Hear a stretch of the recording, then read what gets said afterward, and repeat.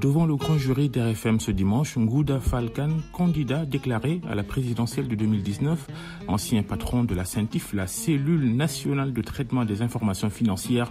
Il est l'invité de Mamoudou Ibra Kane. Beaucoup de questions. Sa candidature, son offre politique, la distribution de l'eau et de l'électricité, les ressources pétrolières et gazières du Sénégal, la délinquance financière, les dossiers judiciaires et plusieurs autres sujets. Participez à l'émission via les réseaux sociaux avec le hashtag Grand Jury RFM. Ngouda Falcane, candidat déclaré à la présidentielle de 2019 et ancien patron de la CENTIF, la police financière du Sénégal, face à Mamoudou Ibra Kane, le grand jury, dimanche, 11h10, Radio Futur Média. Mesdames, Messieurs, bonjour et merci de nous renouveler votre fidélité. Ngouda Falcane, bonjour. Bonjour, Mamoudou Ibra Kane. Je vous remercie d'avoir accepté notre invitation. Vous êtes candidat déclaré à la présidentielle de 2019, ancien patron de la CENTIF, cellule nationale de traitement des informations financières. Vous êtes consultant en gouvernance publique et en sécurité financière. Vous avez occupé dans l'administration sénégalaise les fonctions suivantes: inspecteur général d'État, inspecteur principal du Trésor de classe exceptionnelle, premier fondé de pouvoir du directeur du Trésor, payeur général du Trésor, receveur général du Trésor et plusieurs autres fonctions bien évidemment. Vous êtes titulaire d'une maîtrise en sciences économiques, analyse et planification, d'un DS en sciences économiques, option analyse et planification, d'un DSS en banque et finance, expert en intelligence stratégique. Membre du comité scientifique de l'Institut des sciences criminelles contemporaines de l'Université de Paris 2, membre des conseils du master en criminologie du CENAM de Paris. Vous avez été enfin, je l'ai dit au début, président de la CENTIF, ancien coordonnateur national pour le Sénégal du JABA, qui lutte contre le blanchiment d'argent. Ngouda Falcane, vous êtes candidat, vraiment, c'est acté votre candidature. Merci, M. Mamoudou Ibra Kane. Je voudrais au préalable remercier le groupe Futur Média et vous remercier particulièrement d'avoir bien voulu m'inviter à me prononcer, en tout cas, sur certains points qui font aujourd'hui l'actualité de ce pays. Et sur, évidemment, ma candidature, comme vous l'avez dit. Oui, vous êtes candidat? Je suis candidat de mon parti. La précision est de taille. Oui. Je suis candidat de mon parti. Jam Akewel, qui a été créé, il faut le rappeler, en 2006-2007, et dont le récépissé n'est sorti qu'en 2008. Il a été créé par Serigne Abdou Latif Diène, le petit-fils de Serigne Issa Diène, un des compagnons de Cheikh Ahmadou Bamba. Je suis candidat de ce parti. Je suis candidat de ce parti. Mais en attendant mais comme je le disais... de passer plusieurs obstacles comme le parrainage, la collecte des signatures. Oui, mais même au-delà du parrainage sur lequel je reviendrai tout à l'heure, je dis que mon approche politique repose essentiellement sur, en tout cas, la nécessité de partir d'une démarche d'alliance. Je crois que il n'y a plus un problème de messie dans ce pays-là. C'est terminé. Un homme seul ne peut pas régler le problème du Sénégal. Macky Sall est très puissant. Ils ont l'argent et le pouvoir. Je crois que pour les combattre, il faut la dignité et en tout cas une démarche stratégique pour, en tout cas, pour leur faire face. Et cette démarche stratégique, ce n'est rien d'autre que l'alliance. Justement, je reviendrai sur ma question sur le parrainage, mais je rebondis sur ce que vous êtes en train de dire. La plupart du temps, les hauts fonctionnaires qui se lancent dans la politique alors que personne ne les y attendait, donnent l'impression d'être des messies, justement. Non, moi je ne me veux pas un messie. J'ai dit au départ que ma candidature est une candidature dans des candidatures. L'option aujourd'hui de mon parti est une option d'alliance. Je dis que c'est un suicide pour tout candidat qui prend la responsabilité d'aller seul aux élections. Macky Sall n'est pas un petit politicien, c'est un talentueux politicien. Il faudrait que les gens aient cela à l'esprit. Et il fera tout pour, en tout cas, faire face à ses adversaires. Tous les moyens. Il va déployer tous les moyens nécessaires pour garder le pouvoir. Et ceux qui se prennent pour des messies? Non, ceux qui se prennent pour des messies se trompent. Comme les candidats qui étaient attendus. Ils se trompent. Il n'y a pas de messie. Le messie, c'est le peuple.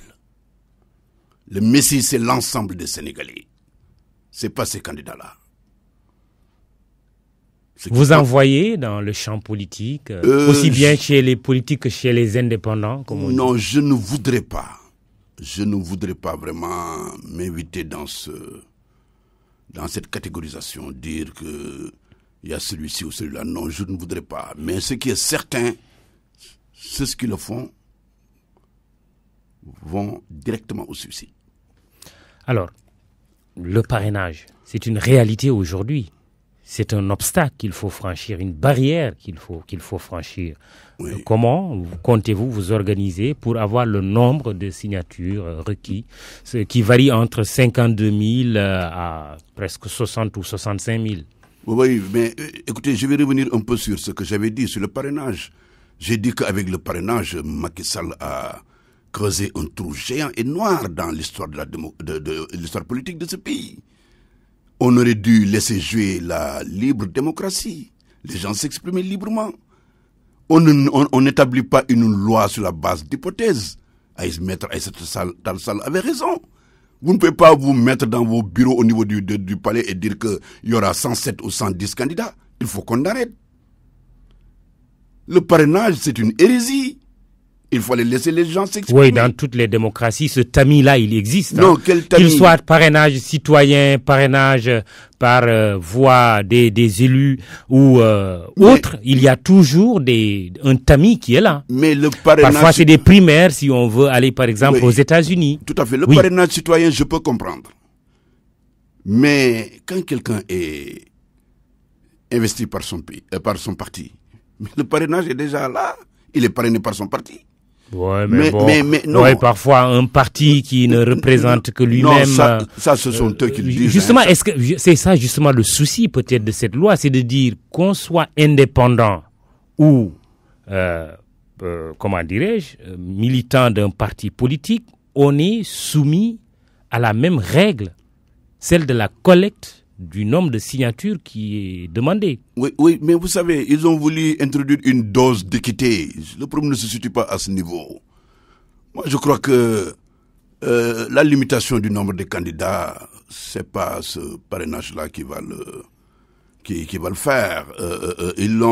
Ça peut le faire, mais le parrainage a été introduit dans notre système, en tout cas électoral national, tout simplement pour des raisons inavouées.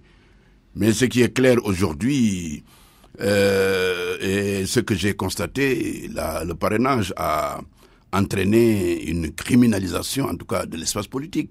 Aujourd'hui, comment ça, le mot n'est pas trop les fort, gens se mettent à acheter des pièces d'identité, à coup de milliers de francs CFA, à coup de riz, à coup de sucre.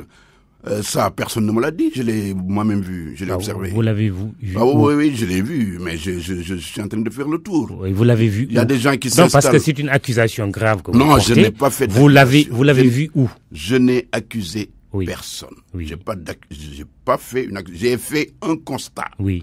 J'ai dit que le parrainage a eu, à mon avis, pour première conséquence, la criminalisation de l'espace politique. Oui, on aimerait bien voir ces actes criminels dont vous parlez. Non, la criminalisation, c'est-à-dire... Oui, d'accord, vous avez dit que vous avez vu des gens acheter. Oui, d'accord. La corruption. Oui, je vous suis. C'est intéressant ce que vous dites, mais j'aimerais bien que vous nous disiez un peu où est-ce que vous l'avez vu. Mais je l'ai vu à Touba. Ça se voit aujourd'hui dans toutes les régions du Sénégal.